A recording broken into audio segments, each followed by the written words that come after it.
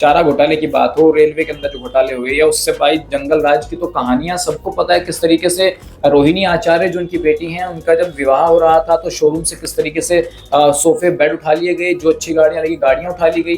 तो जनता ने साबित कर दिया है ना कि आप कट्टा सरकार चाहिए या जंगल राज सरकार चाहिए, ये तो जनता ने साबित कर दिया। अगर वो उसको ओवरकम कर जाते हैं एनडीए की अपेक्षा, तो हो सकता था कि जनता उन चीजों को भुला जाए। लेकिन बिहार आम चुनाव का रिजल्ट आ गया है और बिहार आम चुनाव इस बात को लेकर भी बेहद चर्चाओं में है कि अपेक्षा ही नहीं, अकल्पनीय रिजल्ट बिहार चुनाव का आया है। एनडीए गठबंधन ने वो कर दिखाया है जो शायद किसी ने सोचा भी नहीं था। 202 सीटों पर जीत हासिल की है एनडीए गठबंधन ने और विपक्षियों को धराशायी कर दिया है। आखिर इसकी वजह क्या हो सकती है? क्या एसआईआर का सीधा फर्क पड़ा है या लालू को सीधा टारगेट किया गया? उसके जंगल राज को लेकर बात करेंगे, चर्चा करेंगे। हमारे साथ में विश्लेषण करने के लिए वरिष्ठ पत्रकार सचिन चौधरी। सचिन चौधरी, आपका जीडी में बहुत बहुत स्वागत है। बहुत बहुत धन्यवाद अनुज जी, आपका भी। बिहार चुनाव का रिजल्ट आ गया जी बिल्कुल, और लोगों ने सोचा नहीं था कि सपने की तरह सच हो गया। लगता नहीं था। अमित शाह का खुद बयान आया कि 150 से ज्यादा जीत जाएंगे, लेकिन 202 तक पहुंच जाएंगे। शायद किसी बीजेपी एनडीए गठबंधन के किसी व्यक्ति ने शायद ना सोचा हो। देखिए अनुज जी, ये तो प्रधानमंत्री जी के कल के उस बयान से अंदाजा लगाया जा सकता है कि बिहार में एनडीए को अप्रत्याशित जीत मिली है। आपने प्रधानमंत्री का कल वो स्टाइल देखा होगा, जब वो जनता के बीच आए तो उसी बिहारी अंदाज में हाथ में गमछा लेकर के इस तरीके से उसको लहराते हुए आप राष्ट्रीय कार्यालय की बात कर रहे हैं। हाँ, और उसके बाद जो उन्होंने कहा कि गर्दा उड़ा दिया, तो ऐसे संबोधन मुझे लगता है प्रधानमंत्री बहुत कम देते हैं। जब वो अप्रत्याशित जीत होती है उसमें देते हैं। 2005 से 2025 का चुनाव आ गया और इतने वर्षों के बाद हम देख रहे हैं कि 20 सालों में कंटिन्यूस सत्ता में बने रहने के बावजूद भी बीजेपी अप्रत्याशित जीत हासिल करती है। आप गठबंधन की बात कर रहे हैं? गठबंधन की। लोकसभा चुनाव में तो 400 पार नहीं हुआ, लेकिन विधानसभा में 200 पार हो गया। तो जो 400 पार का सपना प्रधानमंत्री जी ने देखा था, वो मुझे लगता है कि बिहार में जाके पूरा हो गया है। और दिल्ली की बात हो, दिल्ली बीजेपी ने जीती, महाराष्ट्र जीता, हरियाणा जीता, लेकिन बावजूद भी मन नहीं भर रहा था एनडीए का। ऐसा लग रहा था प्रधानमंत्री का संबोधन वो हर चुनाव की जीत के बाद दिल्ली राष्ट्रीय कार्यालय पर करते हैं, लेकिन जो कल एक अलग अंदाज देखने को मिला प्रधानमंत्री का, वो वाकई में एक अद्भुत था। और मैं कह सकता हूं कि उत्तर प्रदेश और बिहार की जीत राष्ट्रीय दलों के लिए भी बहुत महत्वपूर्ण लगती है। तो यही कारण है कि प्रधानमंत्री का ये अप्रत्याशित जीत, अभूतपूर्व जो जीत हुई है, उसने बीजेपी और एनडीए के चेहरों को खिला दिया है। और आने वाले वक्त में अब और जो बड़े चुनाव होंगे, बंगाल का चुनाव होगा, उत्तर प्रदेश का चुनाव होगा, मुझे लगता है कि एनडीए की खासकर नजर रहने वाली है। अनुज जी, एनडीए का जय कहो तो सावन हराया जाएगा, आप ये कहना चाह रहे हैं? अब आगे रहेगा नहीं रहेगा, लेकिन फिलहाल तो लग रहा है कि जो जीत हुई है यहाँ पर, और जो विपक्षी जो तेजस्वी यादव हैं या जो राहुल गांधी हैं, उनकी जो हार हुई है, तो बिहार में बहुत से लोग कहते हैं कि भाई खैनी के साथ चूना भी रगड़ देते हैं बिहार के लोग। तो मुझे लगता है कि भाई तेजस्वी के साथ राहुल गांधी को भी रगड़ दिया और तेजस्वी को कहीं नुकसान हुआ है कांग्रेस के साथ गठबंधन कर। तो 6 सीटों पर आप देख सकते हैं कि कांग्रेस सिमट गई है और लगभग 70 के आसपास सीटों पर, 60 के आसपास मुझे लगता है कि कांग्रेस ने चुनाव लड़ा था। तो आप देख सकते हैं कि परसेंटेज कहां से कहां आ गया कांग्रेस का। माने तो 10% पे आके सिमट गई है। अगर 60 सीटों पे 70 सीटों पे लड़ रही है तो 10%। तो लेकिन यहाँ पे जो आपने बात की है, चर्चा की है कि जो प्रधानमंत्री नरेंद्र मोदी जी के उस जीत को लेकर अभिभाषण की जो उन्होंने अपने राष्ट्रीय कार्यालय पे दिया, यहाँ पे उन्होंने कहा कि जो दहाई नहीं सैकड़े तक का 3 अंकों वाला डिलीट भी पूरा नहीं कर पा रही है। मैं बता रहा हूँ, देखिए थोड़ा सा इसमें आंकड़े देख लेते हैं। कांग्रेस की बात कर रहा हूँ। हाँ, बीजेपी जो लड़ी है अनुज जी 101 सीटों पर लड़ी और उसको 90 सीटें जो है वो जीती है। हाँ, 89% उसका वोट परसेंटेज रहा है। वहीं अगर हम जेडीयू की बात करें, जेडीयू भी 101 पर लड़ी और 83% उसका जो है स्ट्राइक रेट रहा है। कांग्रेस का बहुत सोचनीय विचारणीय है कि 61 पर लड़ती है कांग्रेस और 6 सीटें जीतती है, 9% उसका वोट शेयर रहा है। तो कांग्रेस के जो राहुल गांधी हैं अध्यक्ष, उनके नाम 95 हार हो चुकी हैं और 96वीं हार जो है मुझे लगता है बंगाल में चुनाव होगा तो उसमें वो 96 पूरा करेंगे। आप 4 चुनाव में वो हार जाएं टोटल मिला करके तो वो सेंचुरी लगा देंगे। 2004 से 2025 तक के 21 वर्षों के शासनकाल में जो सरकारें रही हैं, तो 95 इलेक्शंस हो चुके हैं छोटे बड़े मिलाकर के, विधानसभा लोकसभा के। तो उनमें राहुल गांधी को कितनी हार मिली है वो आप देख रहे हैं। तो ये हार पर हार, अब जो प्रधानमंत्री ने भी कहा कि कांग्रेस अब 2 धड़ों में बट जाएगी जैसे पहले हुआ 70-80 के दशक में।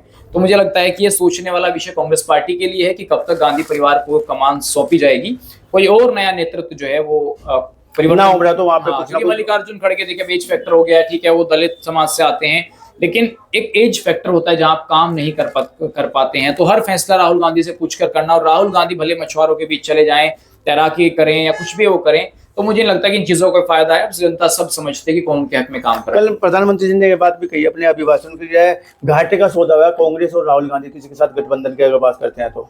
देखिए, घाटे का सौदा तो खुद तेजस्वी यादव को भी सोचना चाहिए था। उनको लगता था कि नहीं, आप ये सारा वोट बैंक है, इसको यदि साध लेंगे तो बिहार के चुनाव को साधा जा सकता है। सबसे बड़ी बात तो ये थी कि जो करोड़ों नौकरियां देने का जो वायदा था, वो कहीं ना कहीं हवाई साबित हुआ है तेजस्वी यादव का। वो जनता जानती थी कि कितना जो है आप काम कर पाएंगे, लेकिन इसमें अनुज सबसे बड़ा जो फैक्टर रहा है बीजेपी की जीत में, वो महिलाओं का रहा है।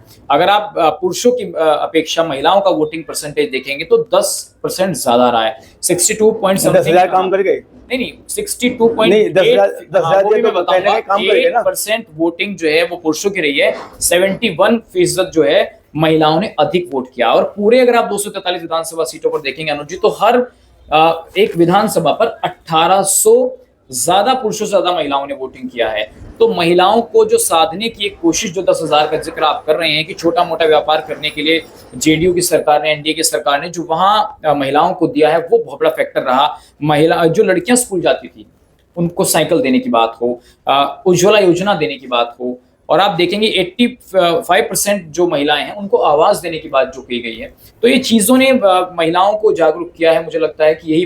लेकिन यहाँ पे सचिन जी एक बात आ रही है कि जय हमेशा अगर पूरे चुनाव को आप देखिएगा,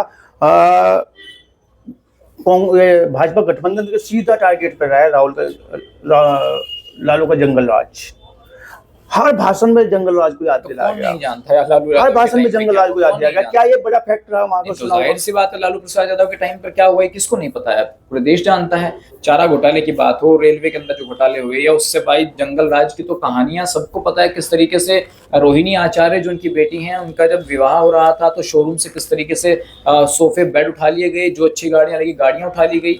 तो उनके जो साले हैं साधु यादव, उनका क्या जलवा रहा है कौन नहीं जानता था भाई।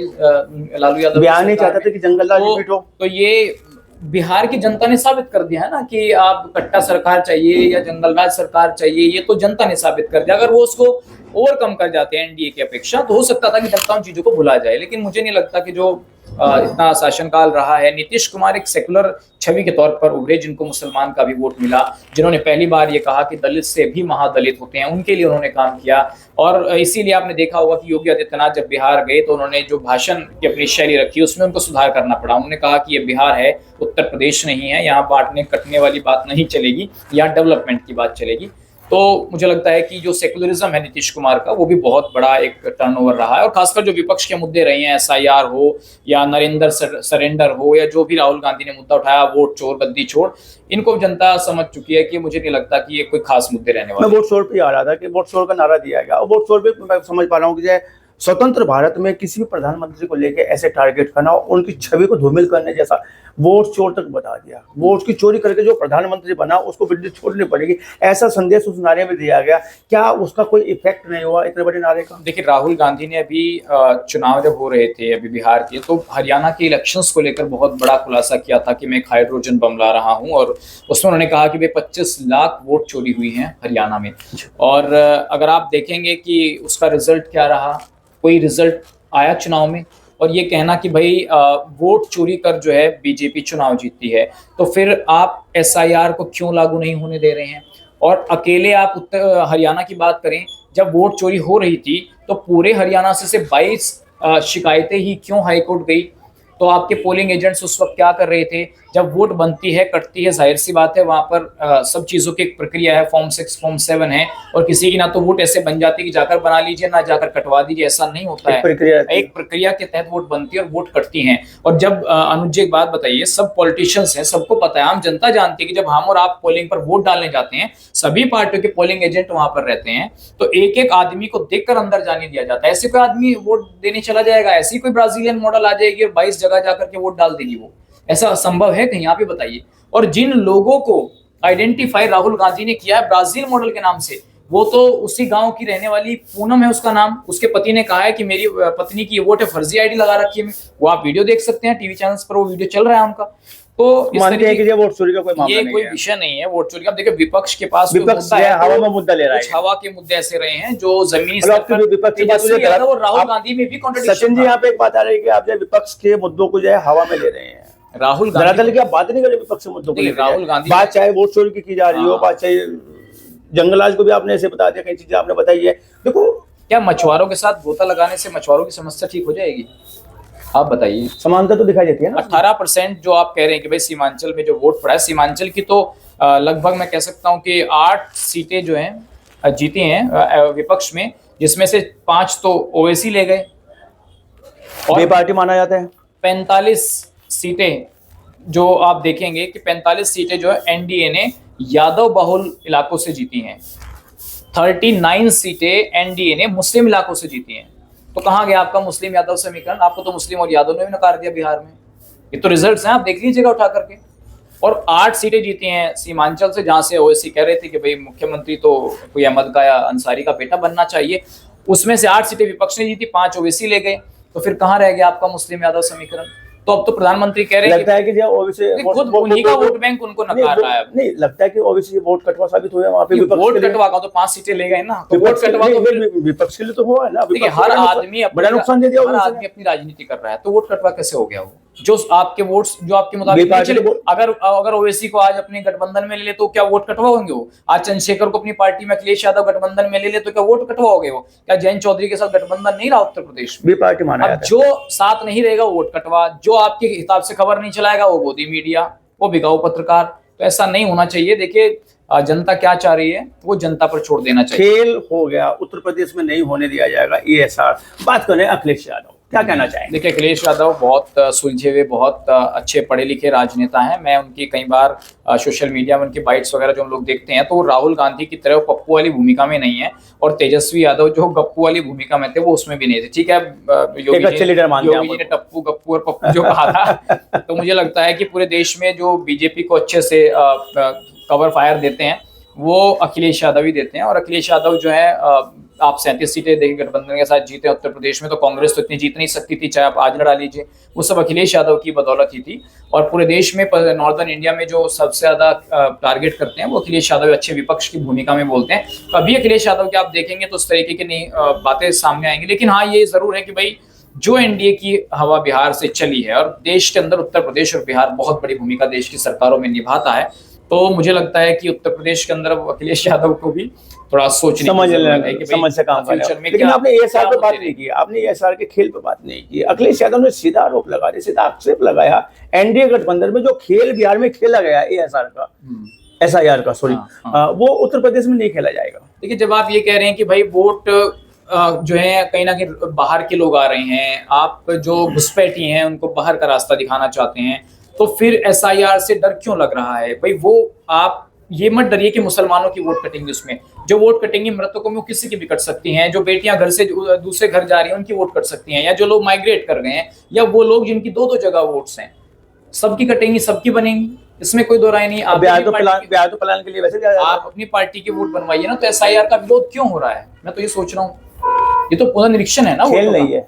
नहीं खेल क्या हो सकता है इसमें? खेल है तो आप सुप्रीम कोर्ट जाइए, बताइए कितनी एप्लीकेशन सुप्रीम कोर्ट गई हैं, कितनी एप्लीकेशन चुनाव आयोग में गई हैं कि फर्जीवाड़ा हो रहा है। आप बताइए कितनी कांग्रेस की अपील है सुप्रीम कोर्ट में। राहुल गांधी ये कहते हैं कि 25 लाख की चोरी हुई है, लेकिन सुप्रीम कोर्ट नहीं जाएंगे। वोट चोरी कहेंगे कि बिहार में इतने लाख लोगों ने जब वोट चोरी हो गई, लेकिन चुनाव आयोग नहीं जाएंगे, खुद कह रहे हैं कि नहीं चुनाव आयोग जो खुद कार्रवाई करे।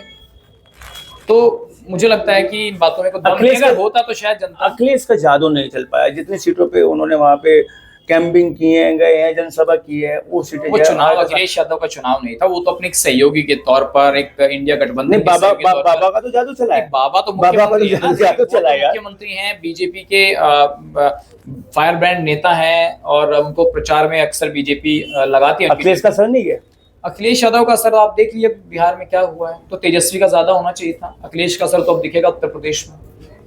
बिहार के चुनाव से संदेश क्या निकल गया? जो आगे राज्यों में चुनाव होने, उसमें उत्तर प्रदेश, बिहार के चुनाव और तमाम राज्यों में होने, एक संदेश ये निकल के गया है कि देश की सरकार ने जो योजनाएं आम जन तक पहुंचाई हैं, जो जड़ों पे काम किया है। और मैं आपको एक और बात बताता हूँ, बीजेपी का जो कैडर है ना अनुज जी, उसकी आप तुलना नहीं कर सकते हैं। आपको पता नहीं कि देश के अंदर कितने केंद्रीय मंत्री, कितने स्टेट मिनिस्टर्स, कितने सांसद बिहार की एक एक विधानसभा सीट पर लगाए गए थे। आप क्या यकीन कर सकते हैं कि कोई किसी स्टेट का मिनिस्टर एक सड़क किनारे छोटी सी दुकान पर बैठकर चाय पी रहा है, 10 आदमियों से बात कर रहा है? क्या आप यकीन कर सकते हैं कि झोपड़ी में कोई सांसद खाना खा रहा है? ये काम बीजेपी ने बिहार में किया है। अपनी जो मैन पावर है, पूरी ताकत पिछले 3 महीने से हर सांसद, विधायक, मंत्री उत्तर प्रदेश और देश का मंत्री बिहार के अंदर हर झोपड़ी, हर गली मोहल्लों में अपनी पार्टी के लिए काम करता हुआ नजर आया। लेकिन दूसरे दलों पर इतनी मैन पावर नहीं, और सत्ता में जब आप होते हैं तो आप उस पावर को यूज कर सकते हैं। यहाँ पे 2 लोगों का जिक्र करना बड़ा स्वाभाविक हो जाता है, बहुत जरूरी होता है, लाजिम हो जाता है। हालांकि जब बीजेपी गठबंधन ने जबरदस्त काम किया है, मोदी जी की बड़ी इच्छा भी रही है, लेकिन चाणक्य के रूप में अमित शाह और धर्मेंद्र प्रधान जी का जो प्रबंधन था, शायद उसका बड़ा एक चमत्कार हुआ वहाँ पे। मैं बात कर रहा था राघव लोकनपाल जी से, राघव जी खुद गए थे वहाँ, जी, और चुनाव जीते भी है वहाँ से, जब 6 में से 5 सीटें, 4-5 सीटें गए थे। आपने हरियाणा में देखा था, जी वहाँ पे रिजल्ट बहुत बड़े जीते थे। धर्मेंद्र प्रधान जी वहाँ की, धर्मेंद्र प्रधान जी का मैं जिक्र करता हूँ तो बहुत अच्छा प्रबंधन जो है, राघव जी ने बताया कि उन्होंने हर सीट को टच किया है। जी ने भी बात बताई थी, जब चुनाव जीते तो हमने उनसे चर्चा की कि वैसा कैसे चुनाव जीते। उन्होंने बताया कि धर्मेंद्र प्रधान जी का एक एक सीट पर सुबह 3-3 बजे तक मंथन, 3 बजे तक पूरी रात जागते थे, पूरी रात, कहने हमें भी सोने नहीं देते थे। 243 सीटों पे उस मेहनत को तो कोई नहीं देखता पार्टी की, सिर्फ वोट चोरी और इस तरीके की बातें जो है जनता में र्यूमर्स फैलाए जाते हैं, लेकिन वो र्यूमर्स कितने सच साबित हो रहे हैं वो आप देख रहे हैं। देखिए, महिलाओं को उज्ज्वला योजना के तहत पैसा मिलना हो, पेंशन जो 1100 रुपए उत्तर प्रदेश में भी चल रही है बुजुर्गों के, घर बैठे पेंशन बन रही है, हाईवे बन रहे हैं बिहार के अंदर। आप देख कितने हाईवे बिहार के अंदर बने हैं, एम्स पटना के अंदर बने हैं, यूनिवर्सिटीज खुली हैं। तो ऐसा नहीं है कि बिहार भी डेवलप हो रहा है। आज से 20 साल पहले आप देखते ट्रेन भरकर आती थी उत्तर प्रदेश में नौकरों की, नौकरी करने के लिए सहारनपुर पश्चिम उत्तर प्रदेश के अंदर आते थे, गन्ना छिलाई का काम करते थे। आज कितने लोग आ रहे हैं, आप जाइए, वो बुलाने से कोरोना से बड़ा फर्क पड़ेगा देखा जाए तो। कोरोना के बाद नीतीश कुमार के शासनकाल में बिहार विकास की तरफ, लेकिन सर ये भी बिल्कुल भी मना नहीं की जा सकती कि वहां से प्लान रुक गया है, रोजगार के नाम पे अभी भी बड़ा प्लान है। तो कह रहा हूँ, दिल्ली में आप जाइएगा इतना बिहार का लोग होता थे, और अभी आप दिल्ली स्टेशन पर इतने लोग आपको मिलते थे, लेकिन आज वो लोग अपने घर माइग्रेट कर रहे हैं, वापस घर जा रहे हैं। तो मतलब मानते हैं कि ये विकास के नीतीश कुमार के पास तो विकास के अलावा कोई समीकरण नहीं, बिहार में दौड़े हैं। ओबीसी जाति से आते हैं। सबसे बड़ी बात यह है कि उन्होंने उस ओबीसी वर्ग को एकजुट रखने का काम किया।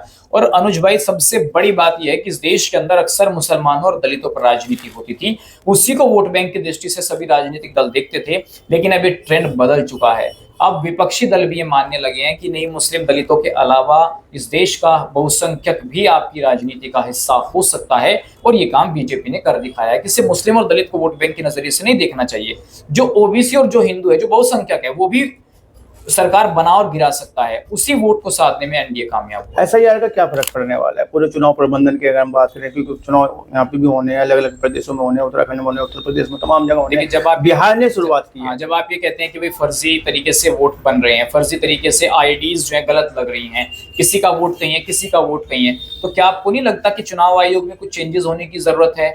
क्या एक आदमी का एक वोट एक जगह हो? आप नहीं मानते इस चीज को होना चाहिए? क्या ब्राजीलियन मॉडल की 20 फोटो होनी चाहिए किसी वोटर आईडी में? अगर वो सही कर रही है सरकार एसआईआर ला करके, तो उसमें दिक्कत क्या है? सभी दलों को स्वागत करना चाहिए उसका। आपने ईवीएम का रोना रोया, आप लोग धरने पर भी बैठ गए, वेयर हाउसेस के सामने क्या हुआ? तो क्या देखिए, हमारे क्षेत्र में 3 सांसद बने हैं, तो क्या ये भी वोट चोरी से बने हैं? खुद आप देखिए, अब बिहार को देख लीजिए, राहुल गांधी अमेठी से चुनाव हार गए तो गलत हुआ, वोट कैप्चर हो गया, है ना। फिर अगले चुनाव में वो रायबरेली से चुनाव जीत गए, तब मशीन सही हो गई। तब आप जाकर के साउथ में चुनाव लड़ते तो वहां मशीन सही होगी। कर्नाटक जीत गए तो मशीन सही है, हिमाचल जीत गए मशीन सही है, आप हरियाणा हार गए तो वोट चोरी हुई है। तो ये सेलेक्टिव राजनीति नहीं होनी चाहिए मुझे लगता है। अगर कोई दिक्कत है, विपक्ष को लगता है वोटिंग मशीन में दिक्कत है, चुनाव आयोग उनके लिए है, आप सुप्रीम कोर्ट जा सकते हैं, बहुत ऑप्शंस हैं आपके पास। लेकिन अच्छा, पर्ची पे वोट कराने की बात हो रही है, आपसे सुना होगा कि बैलेट पेपर चुनाव लड़वाइए। अरे इसी बिहार में लालू यादव के टाइम पे जानते हैं क्या होता था? पूरा दिन बैलेट पेपर था। हमारे उत्तर प्रदेश में नहीं होता था क्या? और एक वोट डालने के लिए ईवीएम पर 20 सेकंड का टाइम लगता है। अगर आप लास्ट का घंटा, जब बैलेट चोरी होते थे ना और ठप्पा बजता था, तो 20 सेकंड में एक वोट डलता है। डालो, कितना वोट डालेंगे आप ईवीएम से? और 20 सेकंड में 20-30 वोट आप वैसे डाल देंगे। 1 सेकंड में एक ठप्पा लगता, लाइए पैक करके डाल दिए डब्बे। तो ये खामखा की बात है। लाने वाली तो कांग्रेस ही थी ना ईवीएम को, बीजेपी तो नहीं लाई। आज आप उसी ईवीएम का विरोध कर रहे हैं। लेकिन बात यहाँ पे सचिन जी, अंतिम सवाल आपकी ओर आ रहा है, तो जादू क्या चला है बताया ना मैंने आपको। बिहार में जादू क्या चला है? 202 तक वो जो प्रधानमंत्री ने जो ग्राउंड पर जाकर जो जनता को लालू यादव बेहतर प्रबंधन दिखाने का काम किया, और डबल इंजन की सरकार जो देश के अंदर विकास कर सकती है, वो किसी से बात छिपी नहीं है। ज्यादातर बिहार के लोगों ने ना हिंदू मुस्लिम पर वोट किया, ना वहां पर जाति और धर्म पर वोट हुआ। अगर ऐसा होता तो शायद 45 सीटें बीजेपी यादव बहुल इलाकों में ना जीतती, लगभग 38-39 सीटें मुसलमान एरियो में ना जीतती। सबको साथ लेकर चलने का जो कॉन्सेप्ट नीतीश कुमार का रहा है, सबसे ज्यादा वही मुझे लगता है मेजर फैक्टर है। आप देख लीजिए कि भाई कहां दंगा हुआ, कोई एक शिकायत आप बता दीजिए। पूरे बिहार से 243 सीटों में 2 चरण में चुनाव हुआ कि कहीं ऐसी शिकायतें दर्ज हुई कि कहीं मतपेटियां लूट ली गई, पोलिंग नहीं होने दिया जा रहा, कोई दंगा हुआ हो, कोई झगड़ा हुआ हो, कोई ऐसी वीडियोस नहीं सामने आई है। तो बड़ा फेयर एंड ट्रांसपेरेंट चुनाव हुआ है, मुझे लगता है अपेक्षा से ऊपर चुनाव ये आप देख लीजिए कहीं से खबरें हो। हाँ, तो हमारे साथ में वरिष्ठ पत्रकार सचिन चौधरी जी, और साफ स्पष्ट कहना है कि बिहार का जो चुनाव हुआ एक वास्तव में एक पोषकता वाला चुनाव बिहार ने दिया है। वहाँ की जनता ने जो जनमत दिया है वास्तव में पोषक दिया है, और विपक्ष के सभी आरोपों को नकार दिया है, सिरे से नकार दिया है। इस विश्लेषण में सचिन चौधरी ने आपका बात करने के लिए, चर्चा करने के लिए बहुत बहुत धन्यवाद।